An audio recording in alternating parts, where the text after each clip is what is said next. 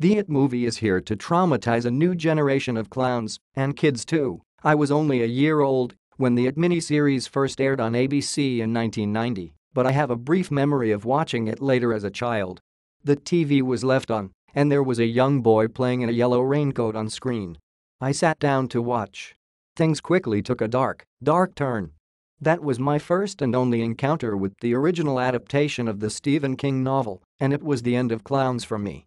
I tossed the cute clown mask my mom hung on my bedroom wall and avoided any white paint-faced entertainers, of which there were thankfully few, at friends' birthday parties. The Hollywood movie remake, which hits US theaters today, looks as traumatizing as the original, if that's possible.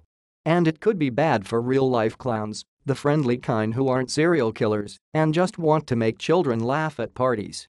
A few days ago, local police in one Pennsylvania town were completely terrified by red balloons that were tied to storm drains in an allusion to the way the movie's clown lures children. Clowns were also sighted in North Dakota and Maine this year, and Pennsylvania State Police warned more may be spotted soon. The release of the It's reboot may have started things up again, but it was the 1990 series that scarred everyone, myself included. It all started with the original It. Pam Moody, president of the World Association of Clowns, told The Hollywood Reporter recently. It's not a clown and has nothing to do with pro-clowning. Tim Curry's portrayal of the serial killer clown Pennywise in It set the bar for creepy clowns. A real-life clown and 1970s serial killer John Wayne Gacy didn't help the clown community much either. The series was a huge hit for broadcast network ABC with more than 30 million viewers over its two-day premiere in 1990, a huge audience even in an era of fewer channels. It paved the way for scary clowns that followed in Hollywood, including those in the current FX TV show American Horror Story. Last fall, a wave of scary clowns sightings in the US led some local schools and libraries to cancel the clowns at their events, Moody told the publication. Even McDonald's scaled back the use of its mascot, the clown Ronald McDonald, during that time. Clowns were spotted lurking in neighborhoods, in some cases wielding knives, in at least 7 U.S. states including Georgia, Wisconsin, the Carolinas, and New York. This was around the 30th anniversary of It, the novel, and shortly after the first official images promoting the new film were released. One WCA member was reported to police when she arrived early for a gig at a child's birthday party and waited in her parked car. She looks up and there are 4 police officers surrounding her, Moody said. Someone in the neighborhood called in a clown sighting.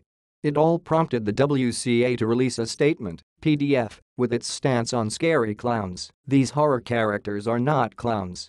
Even the character in the movie It should be understood to be a fantasy character, not a true clown. We disavow any relationship with these horror characters.